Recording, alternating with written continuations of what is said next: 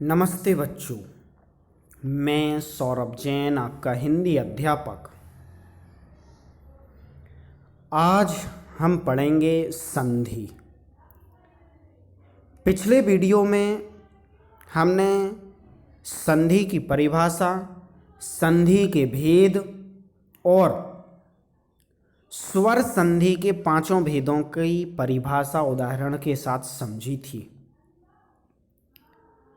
आज हम पढ़ेंगे व्यंजन संधि और विसर्ग संधि।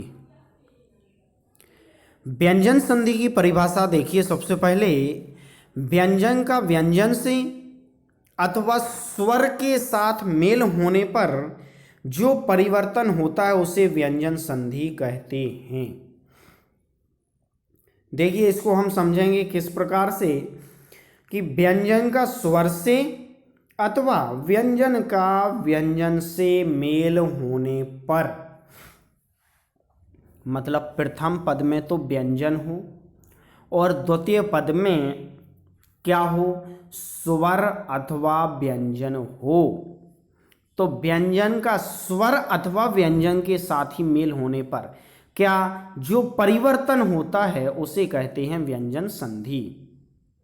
उदाहरण देखिए, दिक् धन अंबर।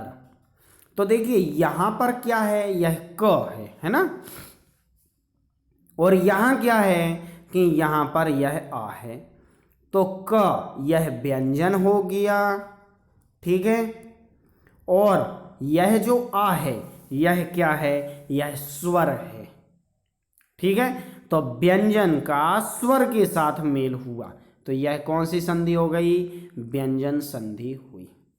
आगे अगला उदाहरण, वाक धन ईस, बागीस। तो वाक में इधर पर क्या है, का क्या है, यह व्यंजन है, और ई यह क्या है, यह स्वर है।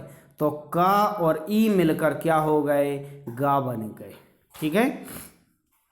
अगला उदाहरण, सट धन आनन, सडानन। तो टा यह क्या है कि यह व्यंजन है, और आ यह क्या है, यह स्वर है, ठीक है। इसी प्रकार से और एग्जाम्पल आप देखना। अब व्यंजन संधि के कुछ नियम हैं, इन नियमों को कुछ और नियम हैं, ये आप देखिए व्यंजन संधि के नियम। तो सबसे पहला यह है कि वर्ग के पहले वर्ण का तीसरे वर्ण में, देखिए व्यंजन संधि आपको कब समझ में आएगी, इस बात को पहले आप सभी नोट कर लो, जब आपके लिए पांचों वर्ग याद हों। कौन कौन से पांच वर्ग हैं, क, च, ट, त और पा। ये पांच वर्ग होते हैं और इन पांचों में पांच पांच अक्षर होते हैं। जैसे क है तो क में क्या, क, ख, ग, घ, है ना, इंग, च, छ, ज, झ, इया, है ना। फिर टा है, तो टा में क्या आ जाता है, देखिए टा में आ जाएगा ट, ठ, ड, ढ और ण, ठीक है, इस प्रकार से।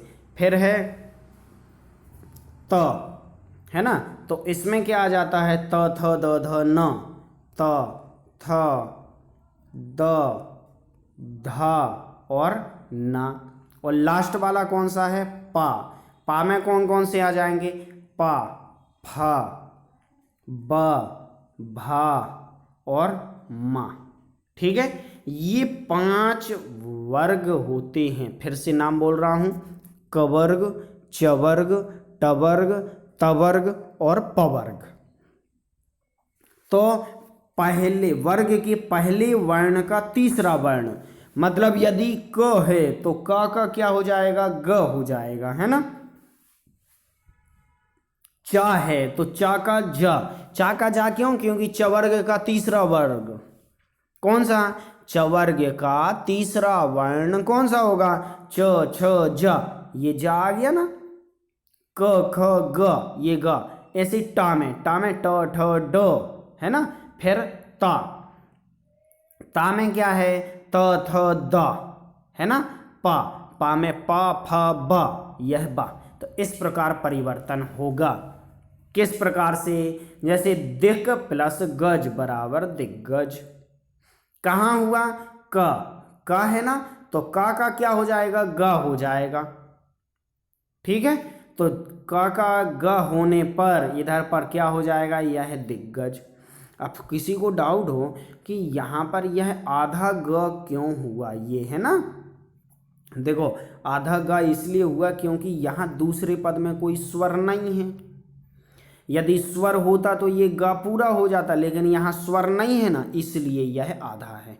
ठीक है, इसी प्रकार आगे ये देखिए, यहाँ पर स्वर है, वाक प्लस ईस, क्या है? वागीस, है ना, तो वागीस है ना, वागीस। इधर क और ई, तो अब ये आधा ग आना था, लेकिन आधा ग में ई जुड़ गई, तो यह क्या हो गया? वागीस पूरा हो गया।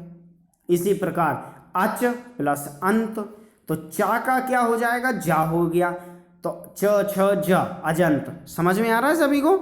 यदि समझ में नहीं आए तो आप कमेंट बॉक्स में मुझसे पूछ सकते हैं। सट प्लस आनन, ट, ट और आ, है ना, तो टा का क्या हो जाएगा? डा हो जाएगा, तो यह सडानन बन गया। ठीक है, अप प्लस ज, अब जो, है ना, तो पा और जा मिलकर, पा का तीसरा वर्ण देखना है, प फ ब, है ना, तो ये बा है इधर आधा, है ना। वो आधा क्यों है? क्योंकि यहाँ पर जा है, यहाँ पर क्या है? यह जा है। ठीक है, इसी प्रकार से चलिए आगे। दूसरा नियम, दूसरा नियम क्या है कि वर्ग के पहले वर्ण का पांचवा वर्ण हो जाता है।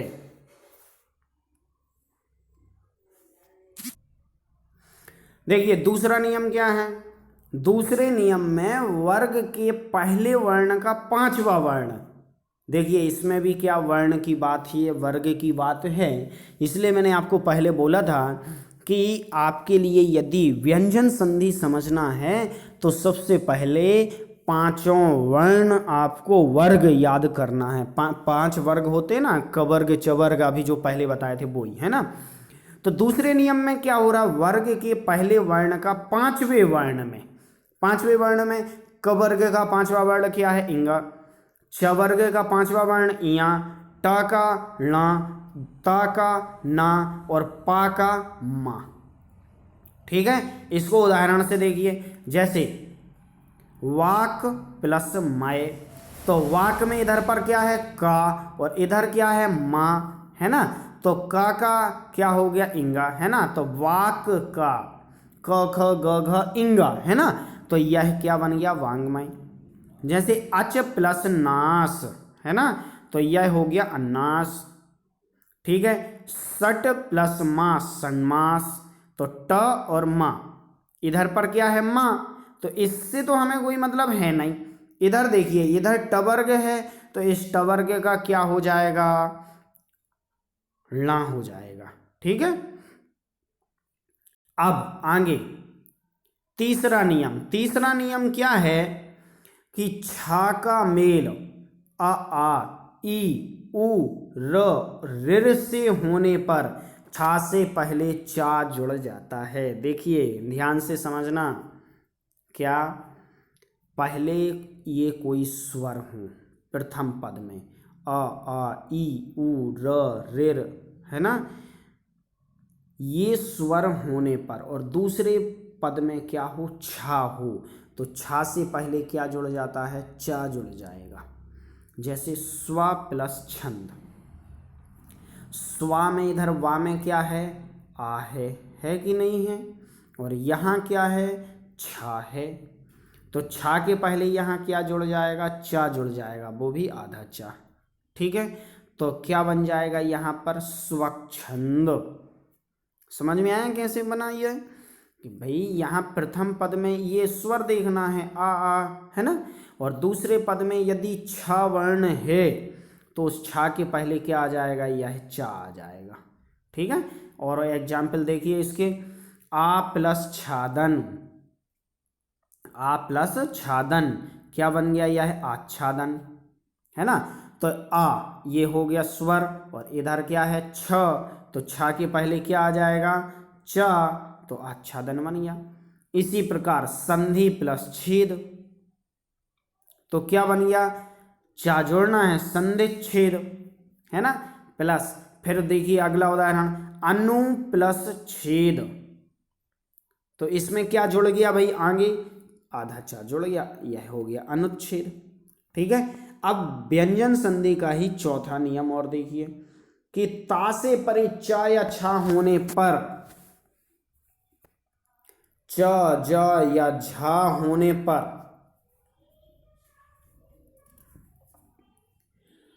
ट ठ ड होने पर, ट है ना, ड या ढा होने पर ड, इसको देखो आप ऐसे समझ में नहीं आएगा, इसको ध्यान से ऐसे देखिए।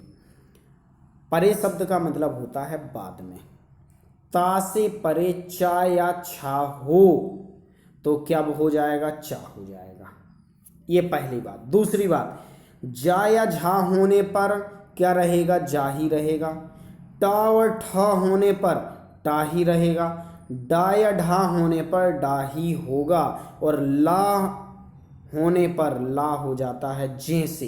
अब इसको ऐसे भी यदि आपको समझ में नहीं आए तो इसको उदाहरण से समझें।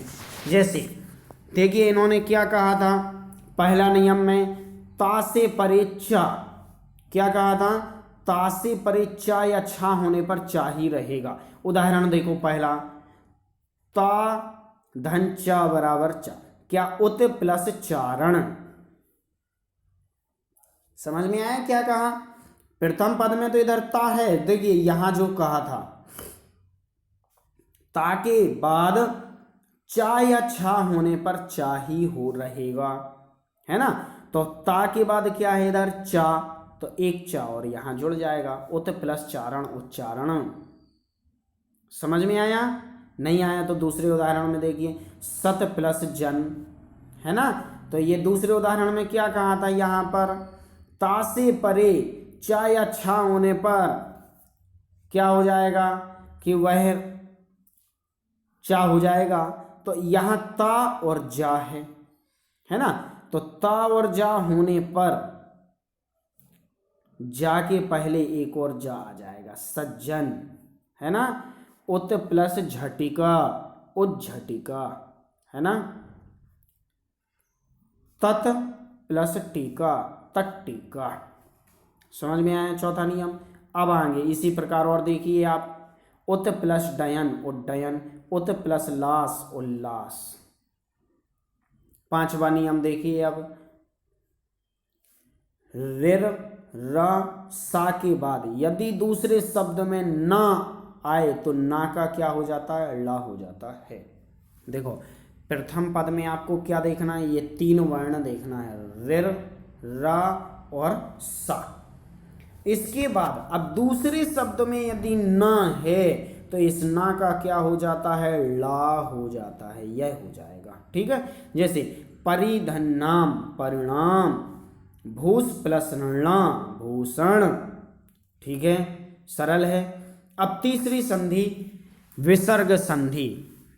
विसर्ग संधि की परिभाषा क्या है कि विसर्ग के बाद स्वर या व्यंजन आने पर उत्पन्न विकार को विसर्ग संधि कहते हैं।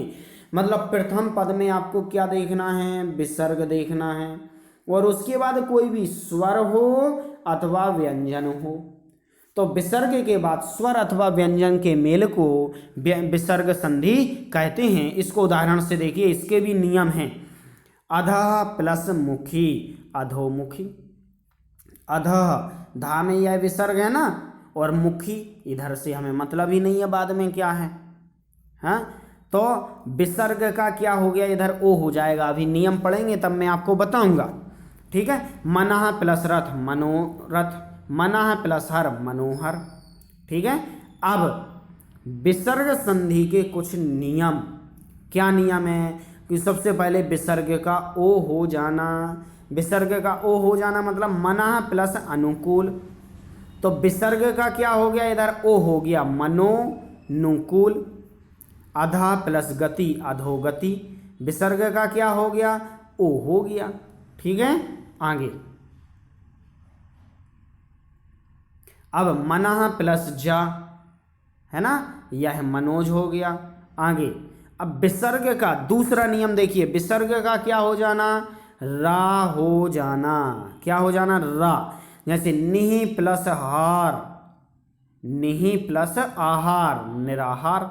विसर्ग का क्या हो गया भाई, आधा रा हो गया विसर्ग का, ठीक है, और इसमें आ जुड़ गया, तो रा में आ जुड़ने पर क्या बन गया, यह रूप बन गया, है ना।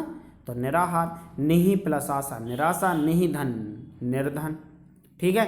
अब विसर्ग संधि का तीसरा नियम कि विसर्ग का क्या हो जाता है, स हो जाता है। जैसे निहि प्लस चल निश्चल, निहि छल निश्चल, है ना। यहाँ निश्चल की बात है और यहाँ निश्चल की बात है, इसलिए दोनों ध्यान से, है ना। दुह प्लस शासन दुस्शासन, विसर्ग का क्या हो गया, स हो गया। अगला नियम क्या है, विसर्ग का सा बन जाना। सा नमः प्लस ते नमस्ते, निहि प्लस संतान निसंतान, दुह प्लस साहस दुस्साहस। अगला नियम विसर्ग का क्या हो जाना, इधर षटकोण का सा हो जाना। जैसे निहि प्लस कलंक निष्कलंक, चतुः प्लस पाद चतुष्पाद। समझ में आया। अब अगला नियम विसर्ग का लोप हो जाना। क्या हो जाना, विसर्ग का लोप हो जाना। ये देखिए विसर्ग का क्या हो गया, यहां पर लोप हो गया।